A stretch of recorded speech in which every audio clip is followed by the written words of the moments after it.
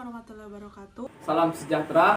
Kami dari kelompok 2 Akan mempresentasikan tugas proses perencanaan Dengan judul Sulitnya akses menuju wilayah pesisir Pantai Sebalang.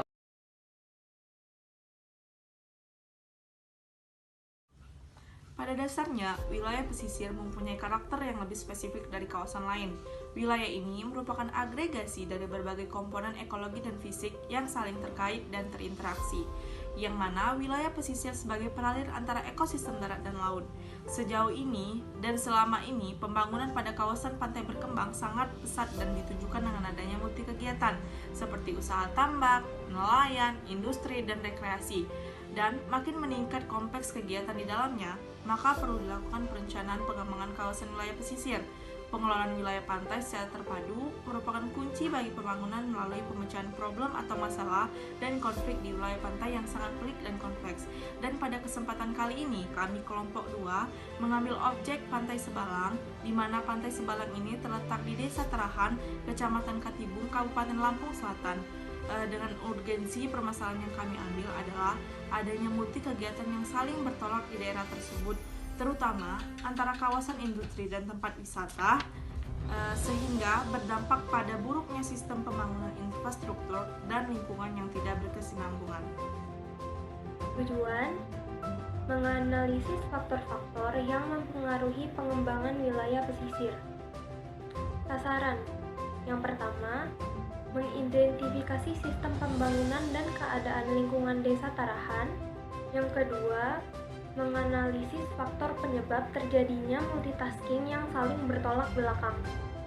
Output yang pertama, laporan penelitian mengenai sulitnya akses jalan menuju Sebalang. Yang kedua, presentasi PowerPoint. Ruang lingkup wilayah. Pantai Sebalang secara administratif terletak di wilayah Desa Tarahan, Kecamatan Katibung, Kabupaten Lampung Selatan. Pantai Sebalang berjarak 25 km dari Kota Bandar Lampung dan berjarak 41 km dari Kalianda. Secara geografis, pesisir Pantai Sebalang cukup strategis karena terletak di Teluk Lampung yang memiliki kondisi perairan yang tenang dan memiliki kedalaman yang cukup untuk pelayaran. Lokasinya tidak jauh dari jalan lintas Sumatera yang menghubungkan Bandar Lampung dan Pelabuhan Bakahuni. Hal ini menyebabkan para pengunjung tidak akan kesulitan untuk menemukan kendaraan umum menuju ke Pantai Sebalang. Ruang lingkup materi. Pengembangan kawasan di pesisir Pantai Sebalang perlu dilakukan karena sebenarnya Pantai Sebalang memiliki potensi yang cukup besar untuk menjadi pantai nasional. Hal ini ditunjukkan dengan banyaknya wisatawan yang mengunjungi Pantai Sebalang untuk menikmati sunset dan kegiatan lainnya yang dapat dinikmati di Pantai Sebalang.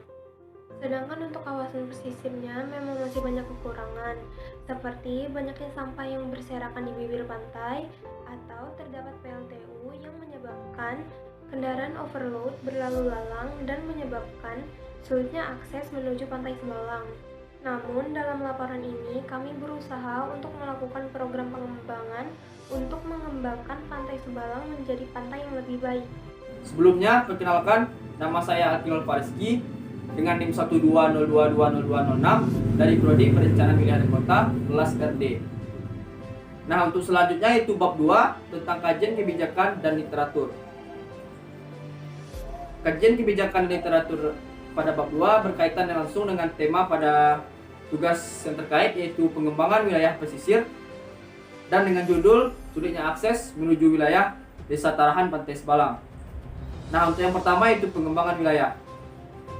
Dalam pemetaan strategis development regional, suatu wilayah pengembangan diharapkan mempunyai unsur-unsur strategis berupa sumber daya alam, sumber daya manusia, dan infrastruktur, yang mana unsur-unsur strategis tersebut saling melengkapi dan saling terkait. Dikutip dari Direktorat Pengembangan Wilayah dan Transmigrasi tahun 2003. Kemudian, strategi untuk mencapai tujuan menjadi wilayah produktif dalam pengembangan wilayah adalah membangun prasarana, mempromosikan kerjasama regional, dan meningkatkan partisipasi publik. Dikutip dari Heri Derwanto tahun 2003. Selanjutnya yang kedua yaitu pengembangan wilayah pesisir. Wilayah pesisir merupakan peralihan antara kawasan laut dan darat yang saling mempengaruhi dan dipengaruhi satu sama lainnya, baik secara biogeofisik maupun sosial ekonomi. Dikutip dari Puerno Mosidi tahun 2007. Dalam pengembangan wilayah, pengembangan infrastruktur menjadi salah satu faktor yang penentu. Dalam pengembangan wilayah pesisir, infrastruktur yang menurut Herdi Dirwanto adalah infrastruktur transportasi, energi, komunikasi, dan informasi. Selanjutnya yang ketiga yaitu infrastruktur. Infrastruktur sebagai prasarana jaringan dasar dari keberadaan suatu kota atau wilayah merupakan faktor penting dalam keberlangsungan atau pertumbuhan suatu kota atau wilayah. Dikutip dari Greek dalam Kodwati tahun 2003. Apabila dalam penyediaan dan pemeliharaan infrastruktur tidak dilakukan dengan baik, maka jaringan kota atau simpul kegiatan perkotaan di dalam suatu wilayah menjadi terganggu.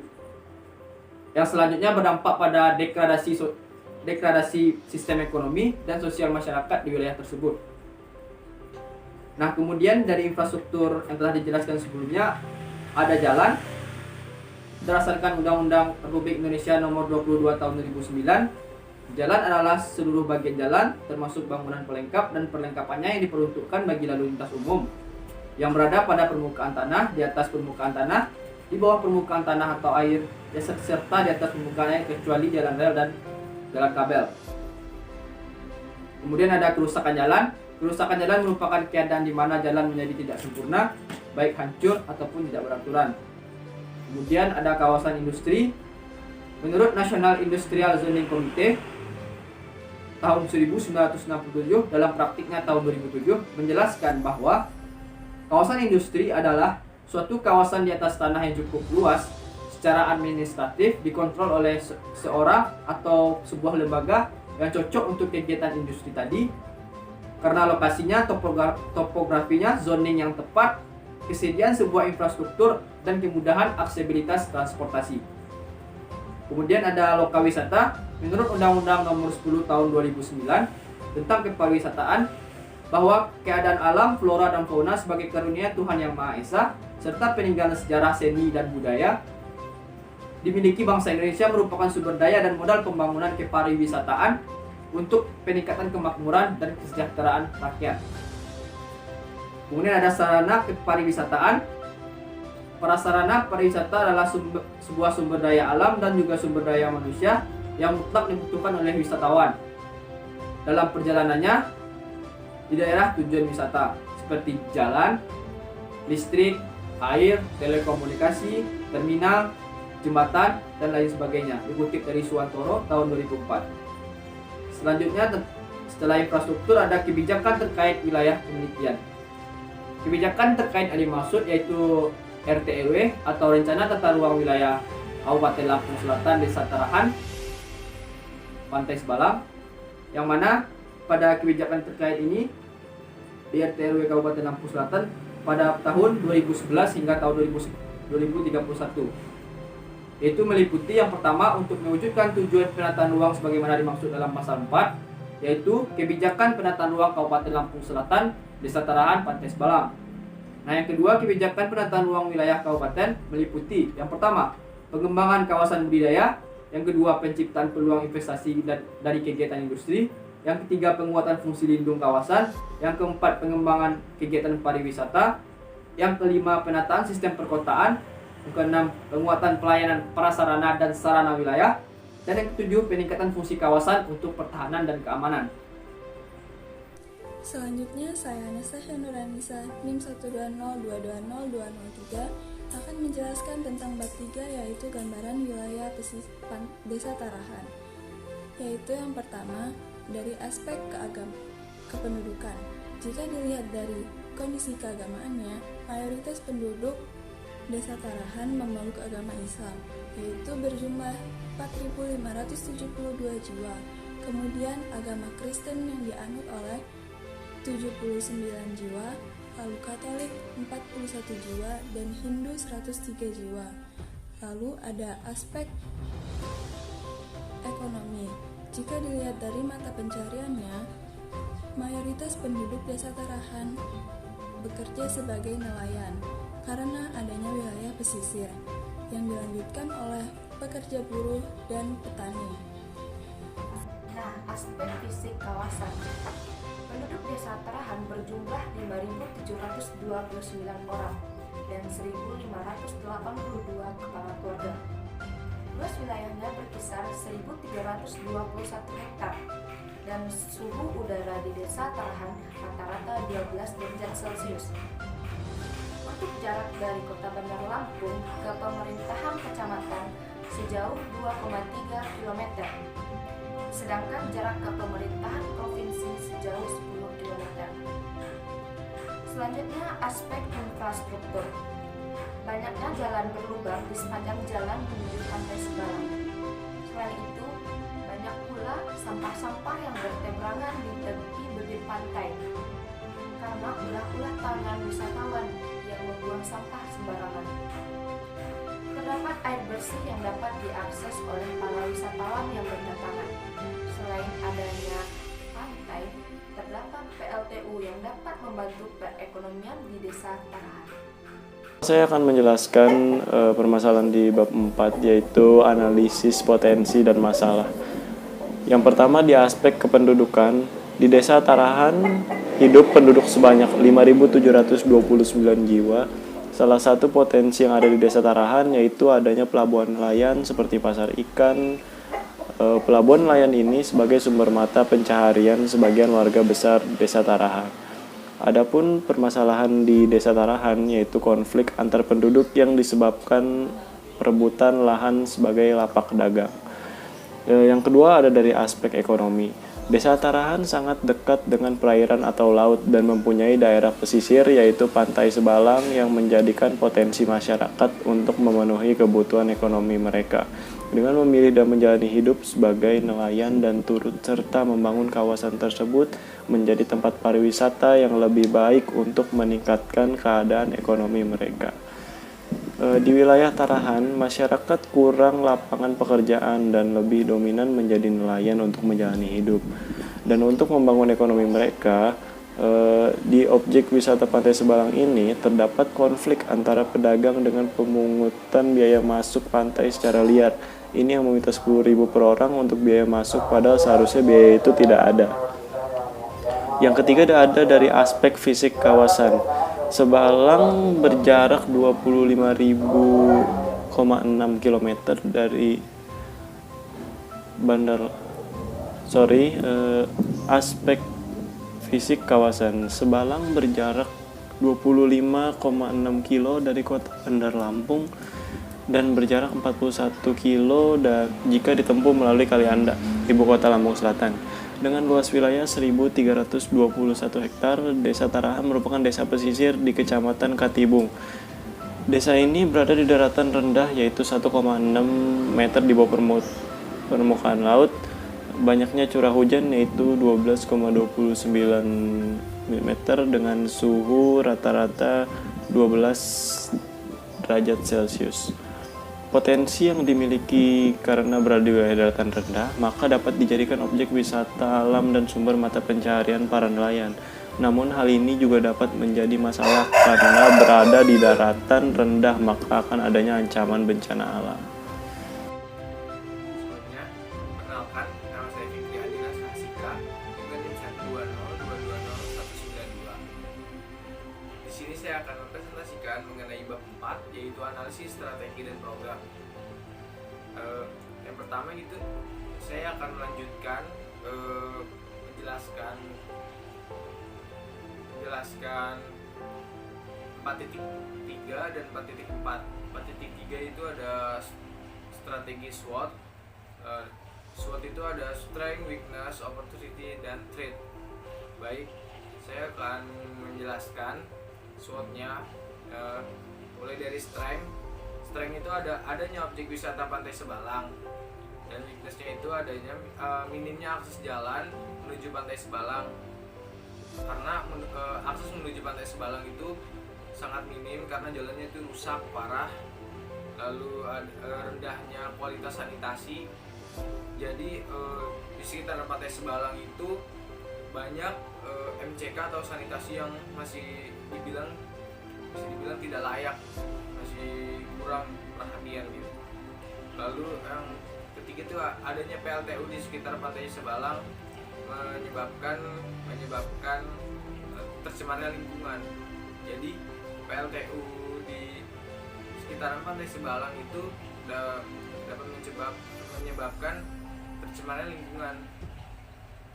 Nah, yang ketiga itu ada opportunity, yaitu kebijakan dari pemerintah untuk menjadikan Pantai Sebalang objek wisata nasional. Yang kelima itu ada threat, yaitu bibir pantai di Pantai Sebalang sangat dekat dengan daratan. Khawatirnya akan menyebabkan rawan bencana alam. Lalu itu adanya akses jalan dengan PLTU itu bersamaan, jadi satu jalan.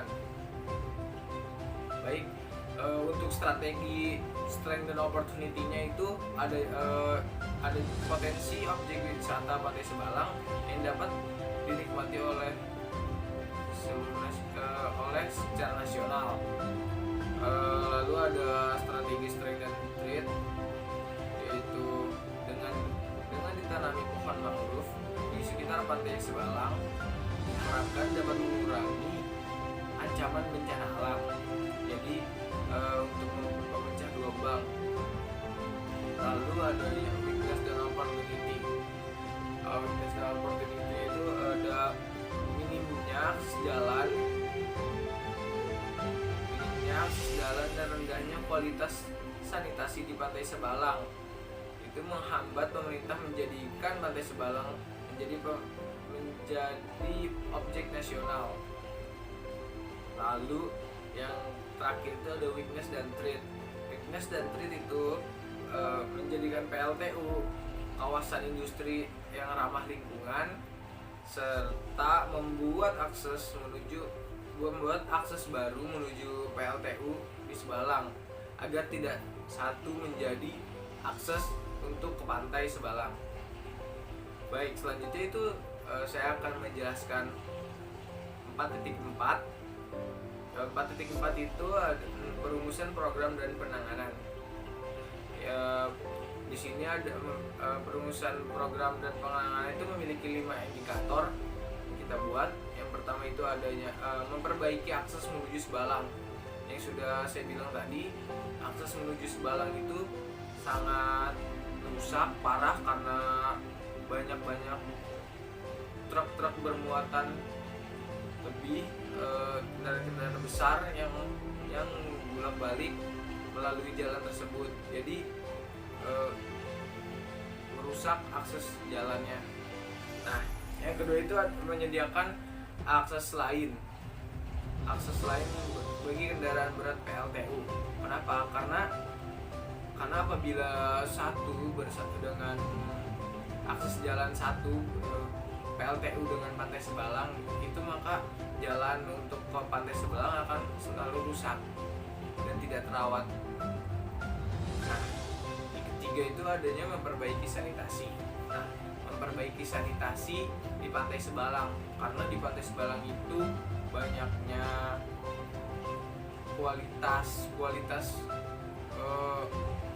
toilet atau kamar mandi umumnya itu masih kurang. Lalu yang keempat itu memperbaiki pengelolaan tarif. Nah, memperbaiki pengelolaan tarif ini agar disamaratakan dan tidak terjadinya konflik antar warga karena masalah tarif ini. Nah, yang kelima itu ada menyediakan mitigasi bencana, karena Pantai Sebalang sangat dekat dengan daratan bibir pantainya. Maka dari itu untuk mencegah bencana alam, untuk mencegahnya itu kita menyediakan mitigasi bencana. Nah, itu saja penjelasan dari saya mengenai analisis strategi dan program di bab 4. Selanjutnya, saya Najmi Sidikiska, NIM 120220187 akan memberikan kesimpulan bahwa Desa Tarahan memiliki potensi wilayah pesisir dengan adanya Pantai Sebalang. Pantai Sebalang dapat dikembangkan dan dikelola lebih baik sehingga menjadikannya objek wisata nasional. Namun, Sulitnya akses menuju Pantai Sebalang menjadi permasalahan saat ini. Jalan menuju Pantai Sebalang mengalami kerusakan parah serta sanitasi yang kurang baik. Sekian video presentasi dari kelompok 2 tugas besar proses perencanaan. Kurang lebihnya kami mohon maaf. Terima kasih. Wassalamualaikum warahmatullahi wabarakatuh.